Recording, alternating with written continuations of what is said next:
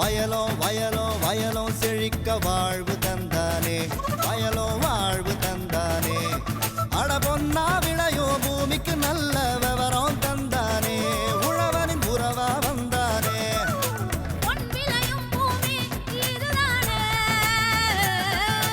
வயலோ வயலோ வயலோ செழிக்க வாழ்வு தந்தானே, வயலோ வாழ்வு தந்தானே. அட பொன்னா விளையோ பூமிக்கு நல்ல விவரம் தந்தானே, உழவனின் உறவா வந்தானே. தந்தன தந்தன தன தந்தானே, மண்ணளம் பொங்கிட துணை வந்தானே. தந்தன தந்தன தன தந்தானே, மண்ணளம் பொங்கிட துணை வந்தானே. விரிவான செய்திகள். மாத்தி யோசிச்சேங்க. பரன்மேல் வெள்ளாடு மற்றும் செம்மறியாடு வளர்ப்பில் வெற்றி கண்ட விவசாயி வி சித்ரேசன். இவர் திருவண்ணாமலை மாவட்டம் இசுகழி காட்டேரி கிராம விவசாயி ஆவார்.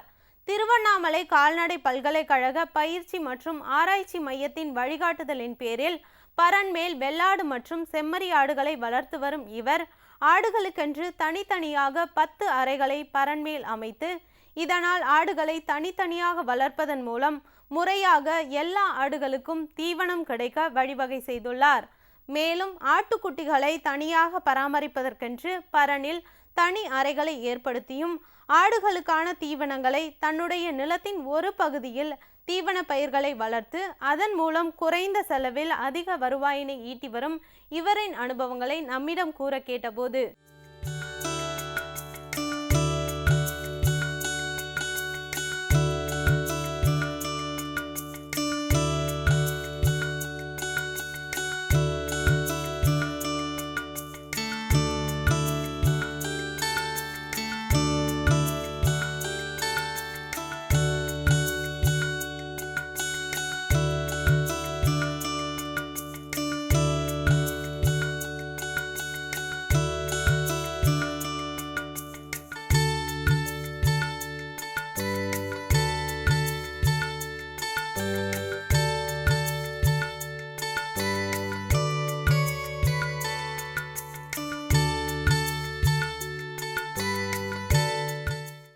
நாங்கள் வந்து ஏற்கனவே விவசாய வேலை பார்த்துட்டு இருந்தோம். சரி, எங்களுக்கு ரொம்ப கஷ்டமாக இருக்கிறதால நாங்கள் வந்து ஆட்டு பண்ணை வைக்கலான்றது நாங்கள் தொழில் செய்யலான்னு நாங்கள் ஒரு எண்ணத்தில் இருந்தோம்.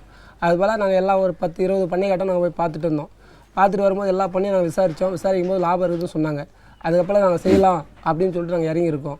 இறங்கி இப்போ நாங்கள் வந்து கிட்டத்தட்ட ஒரு 6 மாதம் செஞ்சுட்டு வரோம்.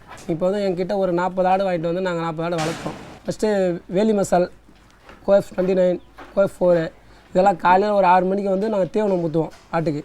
அதுக்கப்புறம் மதியம் தண்ணி வச்சுட்டு மதியம் ஒரு 1 மணிக்கா கடலக்கொடி செடி இருக்குது எங்ககிட்ட, அதை நாங்கள் அரிசி போடுவோம். அதுக்கப்புறம் அதுக்கு மேல்பட்டு திருப்பி சாயங்காலமாக நாங்கள் வந்து திருப்பி பச்சை தீவனங்கள் போடுவோம். இது போட்டு இப்படி வளர்த்துன்னு வந்துன்னு இருக்கோம். மொத்தம் 44 ஆடு வாங்கிட்டு வந்தோம். இப்போ எங்கிட்ட 60 ஆடுக்கு மேலே இருக்குது. அந்த ஆடு வளர்க்குறதுக்கு முன்னாடி எங்களுக்கு இந்த கொட்டாவை பற்றி போடணும்னு சொல்லிட்டு நாங்கள் ஒருத்தர்கிட்ட கேட்டோம். கேட்கும்போது ஒருத்தர் சொன்னார், இது மாதிரி கொட்டா இப்படி அமைக்கணும் அப்படின்னு சொல்லிட்டு. நாங்கள் ஏற்கனவே விஜய் ஃபார்ம்ஸில் பார்த்தோம் சார். விஜய் ஃபார்ம்ஸில் பார்த்துட்டு எங்களுக்கு வந்து கிளாஸ் கொடுத்துருந்தாங்க. கிளாஸ் மூலிமா போய்ட்டு இந்த கொட்டா போகிறதுக்காக மொத்தம் இந்த பக்கம் கிழக்கு 45 அடி சார், 45க்கு 50 அடி நாங்கள் வந்து கொட்டா போட்டிருக்கோம் சார். இது வந்து நாங்கள் 10 அடியாக ஒவ்வொரு ரூம் பார்த்து எடுத்து எங்ககிட்ட மொத்தம் 10 ரூம் இருக்குது. 10 ரூம்லேயும் தனித்தனியாக ஒவ்வொரு ரூமுக்கு 10 ஆடு முறையில் அவங்க விட்டுருக்கோம். ஏன் விட்டுருக்குன்னு கேட்டிங்கன்னா, ஒரெல்லாம் கும்பலாக விட்டேன்னா ஒன்றோட ஒன்று முட்டிக்கும். குட்டி போடும்போது ரொம்ப கஷ்டமாக இருக்கும். குட்டிங்களை போட்டு மெரிச்சிடும், குட்டி தள்ளிடும். அதனால் தனித்தனி முறையில் விட்டுருக்கோம். அதுக்கப்புறம் அது இல்லாமல் பார்த்திங்கன்னா ஒரு 8 ரூம் வந்து தனியாக நாங்கள் தடுத்துருக்கோம். சரி, அதாவது 4க்கு 4ன்ற ஒரு ரூம் தடுத்துருக்கோம். அது எதுக்குன்னு கேட்டிங்கன்னா, குட்டி முட்டம் தனித்தனியாக போடும்போது விடுறதுக்காக தனி முறையில் தடுத்துருக்கோம். ரீப்பர் வந்து கீழே ரீப்பர் அடித்து ரீப்பர் மேலே நாங்கள் ஆடு விட்டுருக்கோம். எதுக்கானு கேட்டிங்கன்னா, இந்த சாணி போடும்போது லேபர் கம்மியாகும்.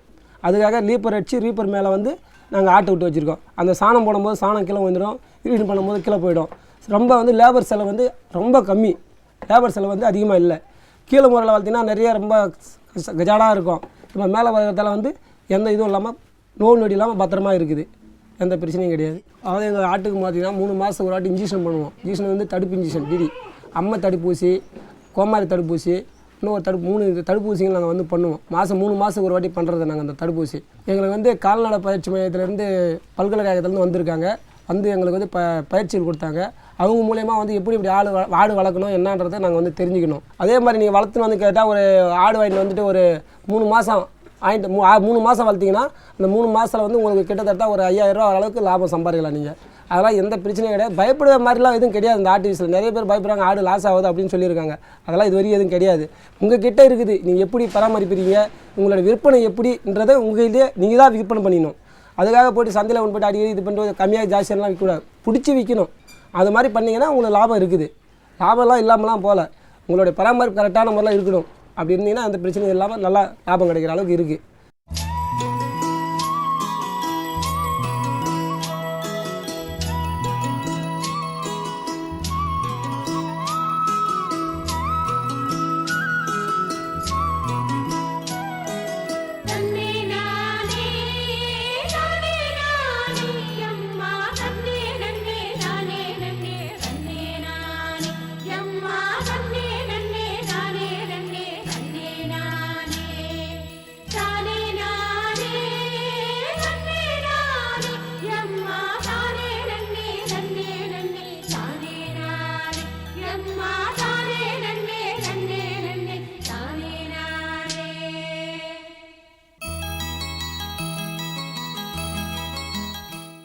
காவேரி கொள்ளிடமாகவும் வெண்ணாறாகவும் குடமுருட்டி வெட்டாறு எனவும் பிரிவுபட்டு ஐயாறு என பழங்காலத்தில் கூறப்பட்ட பகுதி திருவையாறு என்னும் புண்ணியதலம்.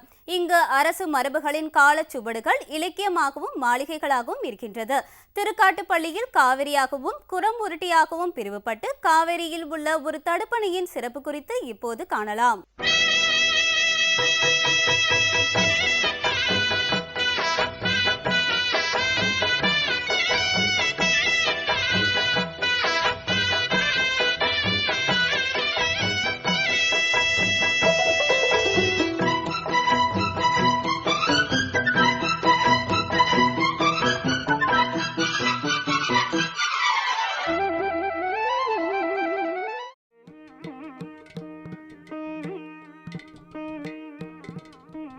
திருக்காட்டுப்பள்ளியில் காவிரி ஆறானது காவிரி ஆறாகவும் குடமுருட்டியாகவும் பிரிந்து பாசன வளத்தை ஏற்படுத்துகிறது என்பதை முன்னரே கண்டோம்.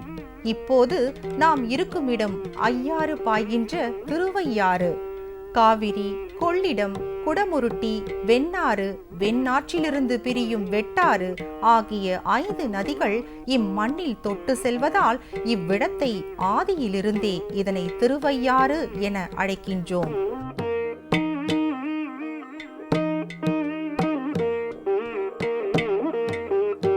அணையிலிருந்து பார்க்கும்போது அரச காலத்து மாடங்களும் படித்துறைகளும் இங்கு கலைவடிவாய் காட்சி தருகின்றன. திருவையாற்றில் பயணிக்கும் காவிரி ஆற்றின் குறுக்கே உள்ள தடுப்பணை பற்றி விரிவாக எடுத்துரைக்கின்றார் அப்பகுதியின் உதவி பொறியாளர் திரு எஸ் யோகீஸ்வரன். வணக்கம் மேலாண் மக்களே. இப்போ நம்ம நின்றுட்டு இருக்க இடம் வந்து திருவையாறு. திருவையாறுக்கு வந்து ஏற்கனவே பல சிறப்புகள் இருந்தாலும் காவிரி வந்து அந்த வழியாக ஓடுறது வந்து அது இன்னும் சிறப்புப்படுத்துகிற மாதிரி ஒரு செயல். திருவையாறுக்கு வந்து இப்போ இந்த ஐயாறு அப்படின்னு சொல்கிறது வந்து இப்போ தஞ்சாவூர்லேருந்து திருவையாறு போகிற வழியில் குறுக்கிடுற முக்கியமான ஒரு 5 ஆறுகள் இருக்குது.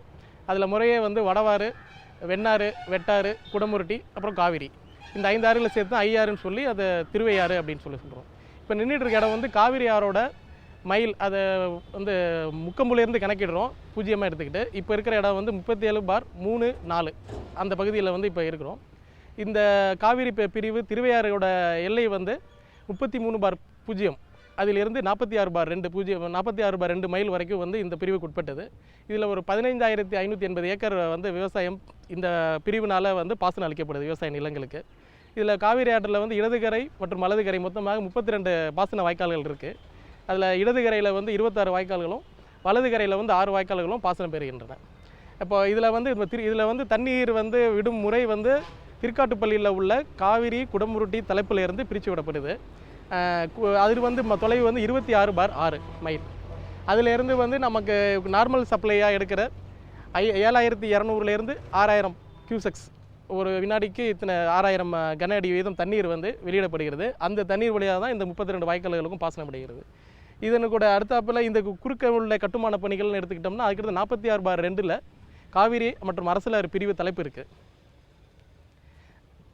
இதில் வந்துட்டு இப்போ இது மெயின் முக்கிய பாசன ஆறுங்கிறது வந்து காவிரி ஆறு. இதனோட பாசன பெறும் நிலங்களோட வடிகாலாக வந்து கொள்ளிடம் ஆறு செயல்படுது.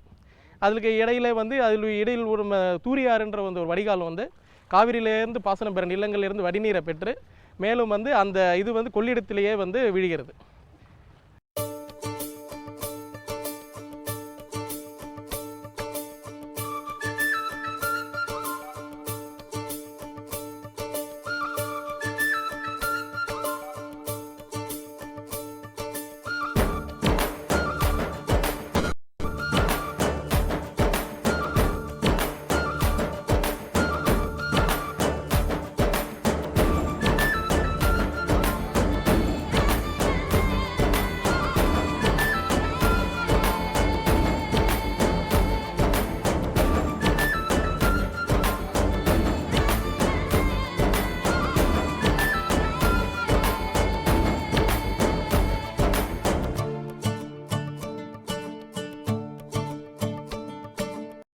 ஐயாறு பாயும் திருவையாற்றில் வீற்றிருக்கும் பரம்பொருளை சம்பந்தர், அப்பர், சுந்தரர் ஆகியோர் பதிகங்கள் பாடி சிறப்பித்துள்ளனர்.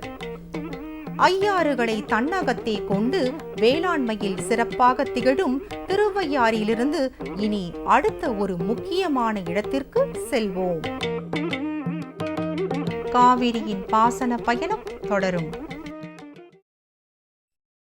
நாளைய பொன் விளையும் பூமி நிகழ்ச்சியில் பல புதிய தகவல்களோடு சந்திப்போம். நன்றி, வணக்கம்.